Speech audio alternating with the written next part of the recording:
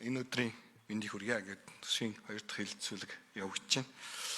Тэгээ 2026 оны төсвийн асуудал яригдж байна. Тэгээд саяхан хавдар судлалын имлэг дээр очиж нэг 2 хоног хүн сахисан. Тэгээд хавдар судлалын имлэг бол маш хүнд байдалд байна.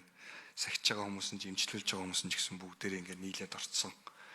Тинчээ имжлэгээ ихэд маш хүнд нөхцөлтэй байж байгааг харсан. Тэгээд бид нар бас өнгөрсөн жил ярьж байгаад энэ хавдар судлалын үндэсний төвгээд шинээр байгуулъя гэдэг байдлаар шийдлийг гаргаад газрыг нь сонгон арихын дүрх чинээр олгохоор болоод ингээ явжсэн сайхан цаг бий.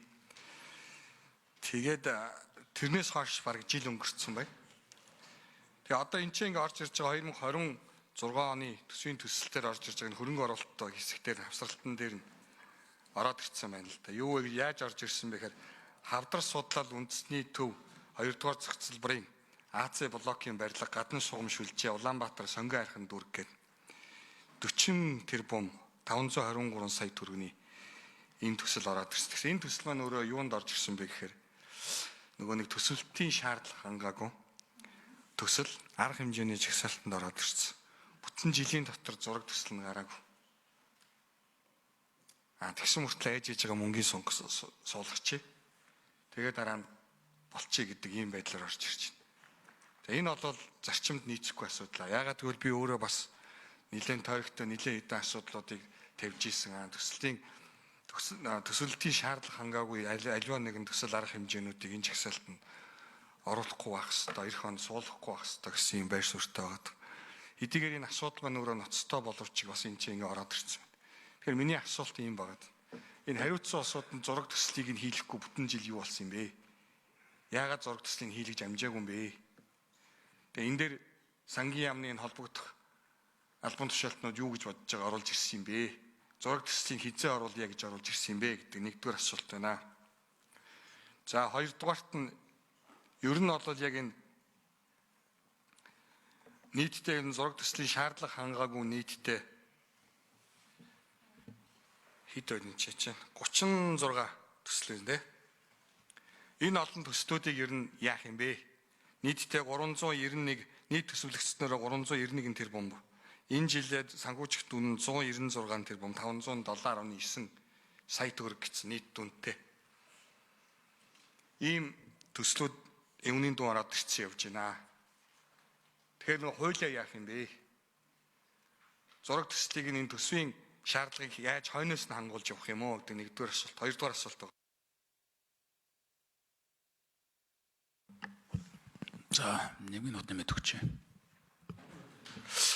Гуравдугаарт нь болохоор аливаа улсын төсвийн хөрөнгө оруулалтаар хийгдэж байгаа төслүүдийг 3 жилийн хугацаанд хийж гүйцэтгэх ёстой. Энэ дээр нийтдээ 76 төсөл бүгдэн дээр нь 10-10-10-аас 20% тусгацсан 76 төсөл байгаа. Энэ бол 3 жилийн хугацаанд гүйцэтгэж хийж дуусгах ямар ч боломж байхгүй. Нийтдээ 1,573 тэрбум төгрөг. 75 төсөл байна. Энэ 5 төслийн талаар бас тайлбарлаа хэлээд өгч. Бүгдээрийн ингээд амлуулад ингээ орхио явчих юм уу? Сүүлийн 2 жилд нь бүгдийг нь хийж гүйцэтгэх гэж харж байгаа юм уу? За баярлалаа. За яаруулах юм.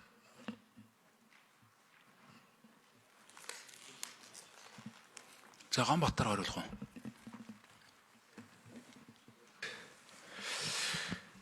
За гишүүний асуултанд хариулъя. Хавдар судлалын эмнэлгийн зурц усын төсвийн хөрөнгө оруулалтаар 2 оны 4 тэрбум төгрөгөөр ингээ боловсруулсан. Тэгээ хавдар бол бодлогын бүх хүчгэрэмт нь орсон. Ингээ бодлогын өрөөнд ингээ төлөвлөсөн бол ийм ажил байгаа. Тэгэхээр үнэхээр энэ хавдар судлалын эмнэлгийн асуулыг таны хэлж байгаа тэр яг бодит байдал юм байна. Би яг энэ дээр нэг нэмэлтээр хэлэхэд энэ дээр зүгээр яг бодит байдал дээр яг үнэхээр салбарын аамдуудын асуудал үнэхээр хүнд байна. Та одоо энэ оны төсвийн тодтол дээр бидэд энэ 25 оны анхны батлагдсан төсвүүд дээр эрүүл мэндийн яам дээр бид 60 тэрбум тоног төгрөмж улсын хурлаар батлаад өгж байгаа тэрүүнийг ашиглаж чадахгүй сая хураалгасан. Үнэхээр энэ дээр нөгөө төслийн бэлэн байдлыг захиалагч буюу салбарын яамдад хангуулах ёстой. бид төсөө 11 сарын 15 гэж батлагдаад зураг төсөвтэй тэзүүдэд бүх юм бэлэн төсөвд батлагдах ёстой хуулиар. Төсөв батлагдлаа маргааш эхлээд худалдаа авалтайгаа зарлаад ингээд ажиллах бүрэн болцоотой. Энэ дээр бол үнэхээр хариуцлагын асуудал тэр бол байгаа учраас энүүнийг бол бид хуулийг хэрэгжүүлэх талд нь сангийн амны зүгээс засгийн тогтоолыг удаа дараа гаргуулдаг, шахдаг ийм байдлаар ажилдаг зүгээр яг үнэхээр хүндрэлтэй асуудал үүсэж байгаа энэ тал дээр бас аудитын байгууллагаас бол юмнууд хэлэх бахаа гэж байна. Нөгөө талдаа яг зургийн байгууллагуудын чадамжийн асуудал, хүчин чадварын асуудал байна боддоор. Яг үнэхээр шаардлага хангаж боловсруулах энэ төргээд ийм асуудал бэрхшээлтэй асуудал зургийг дахин боловсруулдаг нэмэлт байдлаар энэ төр ажлууд яг ажил гүйцэж байгаа явцад гаргад. За сүүлийн асуултын хувьд бол шинээр эхлэх барилга яг төсвийн тухай хуулийн 29-3-5 хөрөнгө оруулалтын төсөл арга хэмжээг хэрэгжүүлэх хугацаанд тэнцүү хуваарьсах хэмжээс баггүй байхаар бас 3 жил багтаа санхүүжил дуусгах гэд. Энэ бол уг нь нөгөө төсвийн хууль дээр өмнө нь бол энэ заалт орхоос өмнө амсуулах байдлаар тавиад ингээд урт хугацаанд сунжраад дуустдаггүй байсныг л уг нь зогсоох гэж энэ заалтыг бол оруулж ирж уг нь яг энэ 3 жилийн хугацаанд ингээд дуусгах гэдэг ийм байдлаар л уг нь жоохон сахлах утаа сайжруулах ийм байдлаар оруулсан заалт байгаа. Зүгээр яг одоо тэгээд яг үнэхээр яг ажлын сайн яваад худалдаа авалтаа амжилттай зохион байгуулад шалгарсан компани ажлаа сайн гүйцэтгэж бид бол заавал 3 жилийн хүлээхгүйгээр бол аль болох төсөвтэй санхүүжилтийг бүрэн тавиад богино хугацаанд дуусгах тал дээр бид нэр шилжиж байгаа объектуудыг бол нэн төрөнд дуусгая гэдэг ийм бодлогыг бол засгийн газар сангийн аанаас бол бүр онцгой анхаарч байгаа.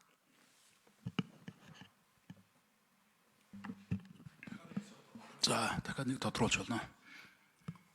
Батбаяр гишүүний микрофоныг. Тэгэхээр Гамбатарга ингэж асуугаад байгаа юм л да. Тэгээд энэ төсвийн төслийг боловсруулахдаа нөгөө энэ яригадаад байгаа энэ хуульд нийцүүлэх гэдэг энэ зүйлээ яагаад мартчихад байгаа юм таад. Одоо энэ дээр энэ бүс нутгийн найдвартай цахилгаан дулаан хангамж 2 дугаар үегээд 23 тэрбум төгрөгийн энэ бас хахад энэ жил зөвхөн 2 тэрбумын тавьчихж байгаа байхгүй юу? Тэгээд үлдсэн 19 тэрбумын дараагийн 2 жилдэн тавих юм уу?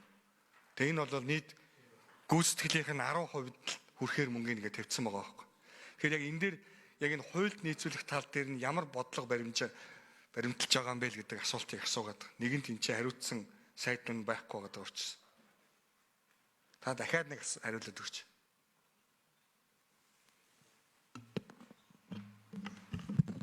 За Гамбатарга микрофон өгье. Бид улсын хурлд өргөн барьсан төсвүүдээр бол яг таны хэлдгээр тэр хуулийн шаардлагуудыг нь бүрэн хангуулаад төсвийг бол боловсруулж байгаа шүү дээ. Одоо яг үнэхээр хуулийн шаардлага заас бид хууль тэгээ манай боловсруулсан төсвийг бол дараа нь үндэсний аудитын газар бол хуульд нийцэж гэнэ үгүй гэдэг нь бол аудит хийж байгаа. Бид үнэхээр тэрүүн дээр бол хуулийн шаардлага бүрэн хангуулал гэсэн. Одоо яг тийм яг шаардлага хангаагүй юм байхгүй.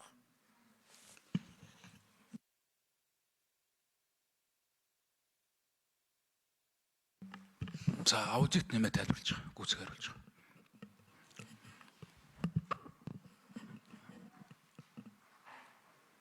Тав номерын микрофон өгье.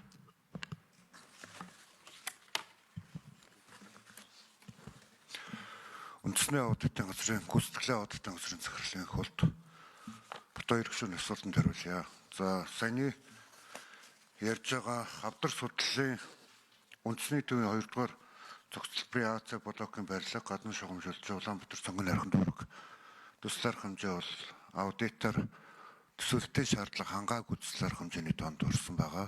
Зураг төсөвгүй төсөлтийн шаардлага хангаагүй. За энэ дээр бол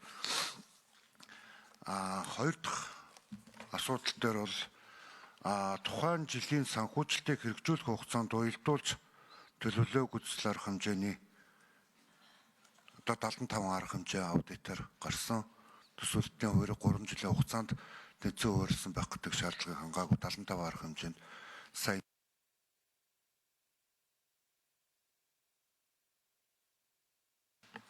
Хариулаа болцсон юм уу? За нэмээд хариулж байгаа. Гүйцэг хариулж байгаа. саяны бүс нутгийн найдвартай цахилгаан дулаан хангамж 2 дугаар уушаад улсын хэмжээнд гэдэг төсөл арга хэмжээний бол санхүүжилтийн 10% одоо тавьсан байгаа. Тэгэхээр үндэсний аудитын газрын жил болгоны төсвийн төсөлтөөр өгдөг одоо